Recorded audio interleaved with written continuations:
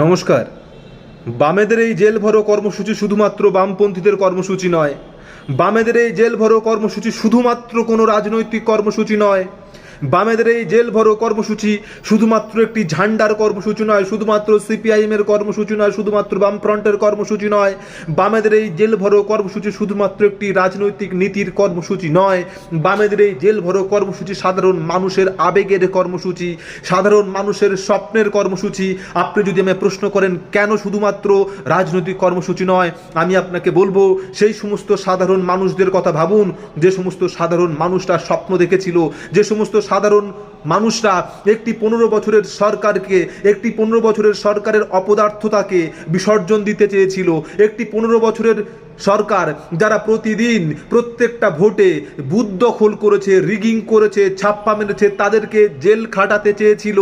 একটি সেই সমস্ত সাধারণ মানুষ যাদের আয়লার চাল থেকে শুরু করে আয়লার পেপার থেকে শুরু করে সবটাই চুরি করা হয়েছে, যাদের বাথরুমের টাকা পর্যন্ত চুরি করা হয়েছে, যাদের একটা ঘর পাওয়ার জন্য হাজার হাজার টাকা নেতাদেরকে ঘুষ দিতে হয়েছে, যাদের শুধুমাত্র আমরা শুনেছি বালি চোর, কয়লা চোর, গরু চোর, এই সমস্ত সব কিছুর পরে এই সমস্ত সব কিছু ক্ষোভের পরে সাধারণ যে সমস্ত মানুষগুলো একটি দলকে সরকারে এনেছিল, সেই দলটা সরকারে আসার পরে কখনো দেখা যাচ্ছে পাশে বসে ব্ল্যাক কফি খাচ্ছে, তাদেরকে জেলে ভরা নয়।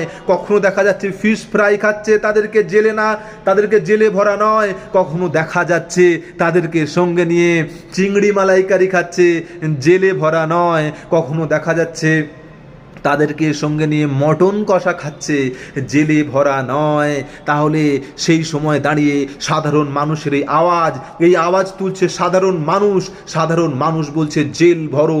সাধারণ মানুষ বলছে এদেরকে পাশে বসিয়ে মটন কষা খাওয়ানোর জন্য আমরা আপনাদেরকে ভোট দিইনি, এদেরকে পাশে বসিয়ে চিংড়ি মালাইকারি খাওয়ানোর জন্য আমরা আপনাদেরকে ভোট দিইনি, এদেরকে পাশে বসিয়ে chicken roll, black coffee, breakfast, lunch, snacks, dinner করার জন্য আমরা আপনাদেরকে ভোট দেইনি। আমরা ভোট দিয়েছি এই সমস্ত চোরদেরকে জেলে ভরার জন্য।